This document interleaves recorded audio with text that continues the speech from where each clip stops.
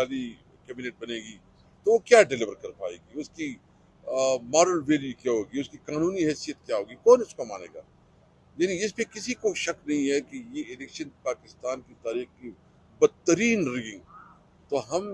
आज आए थे मेंगल साहब के पास और हमने